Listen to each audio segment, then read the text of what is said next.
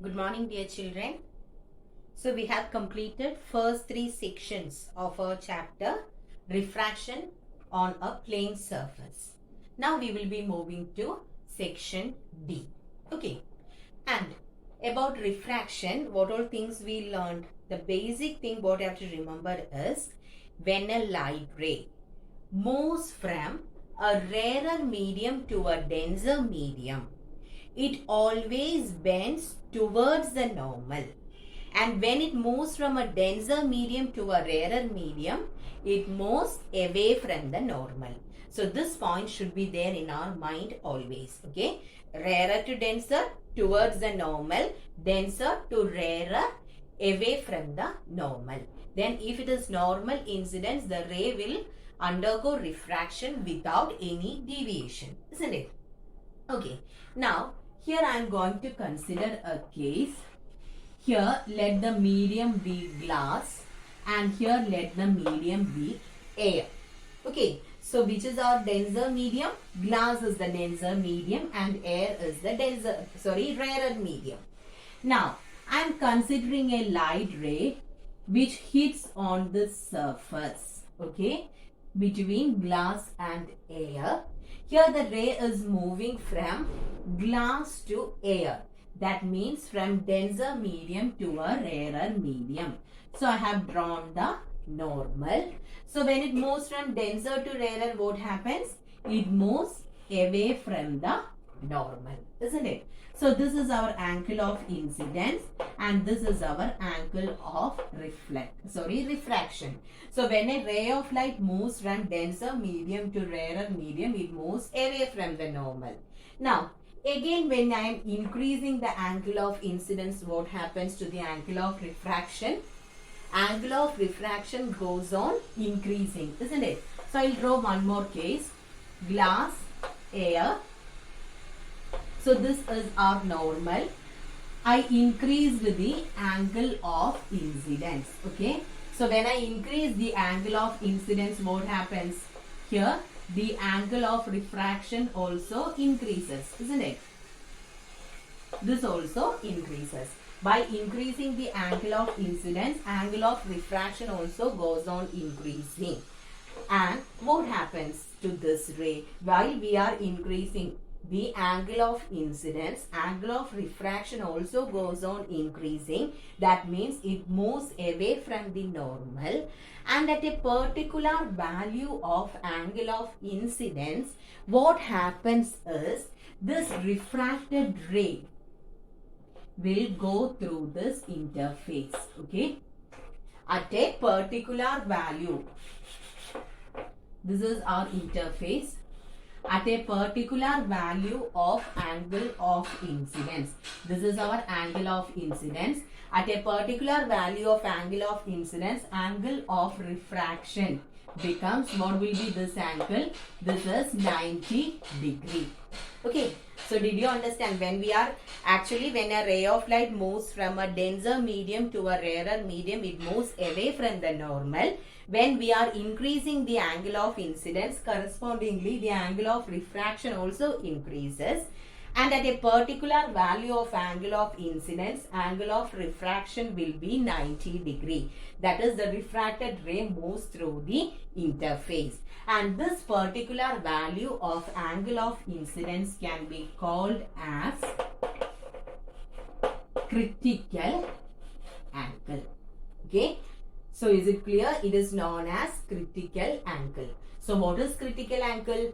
The angle of incidence in the denser medium for which angle of refraction in the rarer medium is 90 degree. Okay.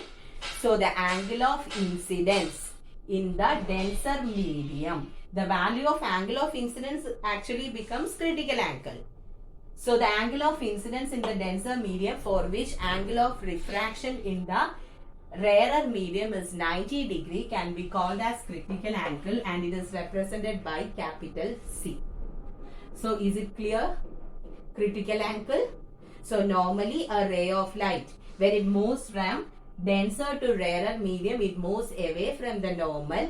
When we are increasing the angle of incidence, correspondingly angle of refraction also increases. And for a particular value of angle of incidence, angle of refraction will be 90 degree. And this angle is known as angle of incidence, can be called as critical angle. So here, this angle I is less than C. Here angle I is equal to C. That is, angle of incidence is equal to critical angle. Now we are going to make an equation connecting refractive index and critical angle. And from Snell's law, do you remember Snell's law? What was the mathematical expression for that? Refractive index of the second medium with respect to first medium is equal to sine of the angle of incidence by sine of the angle of refraction, isn't it? So I am going to write the same equation here. Refractive index of second medium with respect to first medium is equal to sine I by sine R. This is our Snell's law. Now how can I write this equation here? Refractive index of second medium with respect to first medium. Refractive index is mu. Then, which is the second medium here? The ray is moving from glass to air, isn't it? So, second medium is air and first medium is glass. Did you understand? Refractive index of second medium with respect to first. Here the ray is moving from glass to air. So second medium is air and first medium is glass. Then what is the sign of the angle of incidence here? It is, so angle of incidence is equal to critical angle. So sine C divided by sine R. What is the angle of refraction here? It is 90 degree. Isn't it? So sine I by sine R, here I is equal to C. So I have written it as sine C. Then this angle is 90 degrees. So sine 90. Now here we have learned about the principle of reversibility, isn't it? According to the principle of reversibility, mu 21 is equal to 1 by mu 12. Do you remember this? So here mu A G is written. I need mu, or let me keep this as such. After writing these values, I'll tell you. Okay. Now, what is the value for sine 90? What is the value for sine 90? Sine 90 is equal to 1. So, here it is mu AG is equal to sine C by 1. Now, we are moving to the principle of reversibility. Mu 21 is equal to 1 by mu 12. Now, I am going to write, I am writing this, I am going to write the refractive index of glass with respect to air. So, how can I write this? If I am writing refractive index of glass with respect to air, I have to take the reciprocal, isn't it? How will I get mu GA? If I take the reciprocal of this, I will be getting this, isn't it? So, mu GA is equal to 1 by sine C. And this is the relation connecting refractive index and critical angle. Okay. So, mu GA is equal to sine C, or you can write mu AG is equal to 1 by sine C. So, is it clear? Refractive index of second medium with respect to first medium is equal to sine of the angle of incidence by sine of the angle of refraction. So, sine 90 is equal to 1. Now, according to principle of reversibility, mu 21 is equal to 1 by mu 12. So, I have written refractive index of glass with respect to air. So, I have to take the reciprocal and I got it as 1 by sine C. Refractive index is equal to 1 by sine C. Keep this point in your mind. Okay. Is it clear? Now, there are two factors on which critical angle depends. Okay. Critical angle depends on two factors, temperature and color or wavelength. And in these two cases, it is directly proportional so that we can remember it easily. Critical angle increases with increase in temperature and it increases with wavelength of light. Red color is having maximum wavelength. So critical angle will be maximum for red and minimum for violet. Okay. So these two things also you have to remember. What are they? Critical angle depends on two factors. First one is the temperature. When temperature increases, critical angle also increases. Second one is the color or wavelength. Critical angle increases with increase in wavelength. So is it clear about critical angle? Okay. Now we will be moving to the second part or the next thing related to this. So I have told you two different cases, isn't it? When you are increasing the angle of incidence, correspondingly what happens? Angle of refraction also increases. And if the angle of incidence is equal to critical angle, then the angle of refraction will be 90 degree. Then what happens again if you are increasing the angle of incidence? We have more space here, isn't it? So again, when you are increasing the angle of incidence, what happens?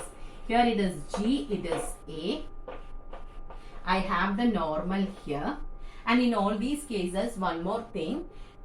When a light ray hits on a surface, a small portion of the light ray will be reflected. Okay. So in all the cases, we have a small part of the light ray which gets reflected. Then most of the things or the rays will be refracted. So here also I am considering we increase the angle of incidence again. Here also our light ray is moving from denser medium to the rarer medium and I have increased the angle of incidence. Angle of incidence is greater than critical angle. So what happens to the angle of refraction or the refracted ray? If angle of incidence was equal to critical angle, the ray had gone through the interface. Now again, if you are increasing the angle of incidence, what happens is the ray won't get refracted again. Instead of that, the ray gets reflected into the same medium. Okay. Instead of refraction, the ray gets reflected. Here it is reflected. Reflected into the same medium obeying the laws of reflection. So here the ray gets reflected and this is known as total internal reflection. Okay. Here it is reflection. Don't be confused. It is known as total internal reflection. So when a ray of light moves from a denser medium to a rarer medium, and if the angle of incidence is greater than the critical angle, the entire ray gets reflected back into the same medium. And this phenomenon is known as total internal reflection. So is it clear about the three different cases? Now, what are the conditions for total internal reflection to take place? Two conditions are there. First thing is the ray should go from denser medium to rarer medium. Why? If it is going from rarer to denser medium, it comes closer to the normal. So this phenomenon won't take place. Okay. So the first thing is the ray should move from denser medium to a rarer medium. Then only by increasing the angle of incidence, angle of refraction also increases. That is, the refracted ray moves away from the normal. Now, the second one is angle of incidence should be greater than the critical angle. So these are the two cases what you have to remember. And if these two things are satisfied, then the ray undergoes total internal reflection. So is it clear? What is total internal reflection? When a ray of light moves from a denser medium to a rarer medium, and if the angle of incidence is greater than the critical angle, the ray gets reflected back into the same medium obeying the laws of reflection, or it moves back into the same medium. And this is known as total internal reflection. Okay. And in this case, in all the other cases, you can see that some part of the majority of the ray gets refracted or small part gets reflected. That means some part of the energy loss take place, but when in the case of total internal reflection, the entire ray gets reflected back into the same medium. So no energy loss will be there. So in the case of periscope and all, instead of plain mirror, we are using the prisms. In the case of prism, total internal reflection takes place and the entire ray gets reflected back into the same medium without any energy loss. Now, these three things are shown in a simple diagram in your textbook.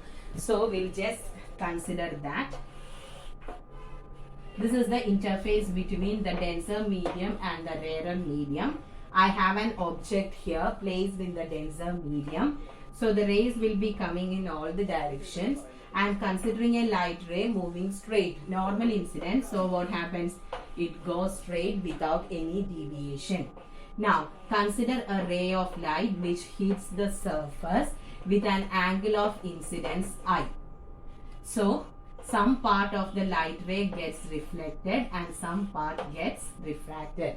Did you understand? I have considered a denser medium and a rarer medium. An object is placed in the denser medium. So when you are considering a ray of light which moves straight or normal to the interface, it goes without any deviation. Now we are considering another ray which hits on the surface obliquely, making an angle of incidence I. So some part of the ray gets reflected and the remaining gets refracted. So what happens here? It moves away from the normal.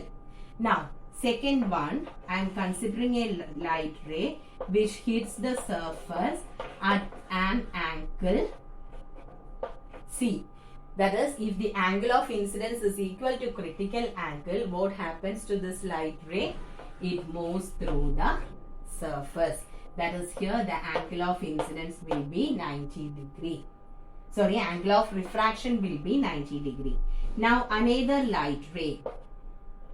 Okay, here the angle of incidence is less than critical angle. That is, the angle of critical angle of incidence is less than the angle of incidence is more, not less. Angle of incidence is more than the critical angle. Again, if the angle of incidence increases, the ray undergoes complete reflection and this here total internal reflection takes place. So is it clear? Three different cases. First one, sorry, four cases you can say. If the ray is moving normally, no bending, it undergoes refraction without any deviation. In the second case, at an angle of incidence I, a small part gets reflected and the rest gets refracted. Second case, angle of incidence is equal to critical angle. So what happens? The ray, some part here also, some part of the ray gets reflected. Okay, that also we have to show. And here the refracted ray moves through the surface. And in the third case, angle of incidence is greater than critical angle. So the entire ray gets reflected back into the same medium. So is it clear? Okay. Our next topic is total internal reflection through prism. Okay. So here we are going to consider about three different types of prisms. First one is right-angled isosceles prism. Second one equilateral prism. And the third one is right-angled prism. So we are going to learn about the total internal reflection which takes place in prisms. So the first one is, what is that? It is right-angled isosceles. Okay. Right-angled isosceles prism, or it can also be called as total reflecting prism. Okay, this is the another name given for this, total reflecting prism or right-angled isosceles prism. It is known as total reflecting prism because when you are considering a prism, triangular prism, it has three refraction will take place at three places or phases, and if the light ray hits at any surface, okay, do you remember about a triangular prism? So it has 5 phases. 2 triangular faces and 3 rectangular faces. Refraction takes place through the rectangular face. Okay, so here when the light ray hits on any of these 3 rectangular faces, what happens? It undergoes total internal reflection. Okay, light ray undergoes total internal reflection at all the 3 refracting faces. That is the reason why it is known as a total reflecting prism. Total internal reflection takes place at all the 3 rectangular faces, and that is the reason why this prism is called total reflecting prism. Okay, now this total reflecting prism actually has 3 uses. Okay, it can be used in order to deviate a light ray by 90 degree, then by 180 degree, and also to get an erect image of an inverted object. Okay, so total internal reflection through prisms. First one is right angled isosceles prism or total reflecting prism. We are calling it so because all the 3 faces, at all the 3 faces we can consider total internal reflection. Okay, not at the faces. When the light ray enters through any of these 3 faces, total internal reflection takes place.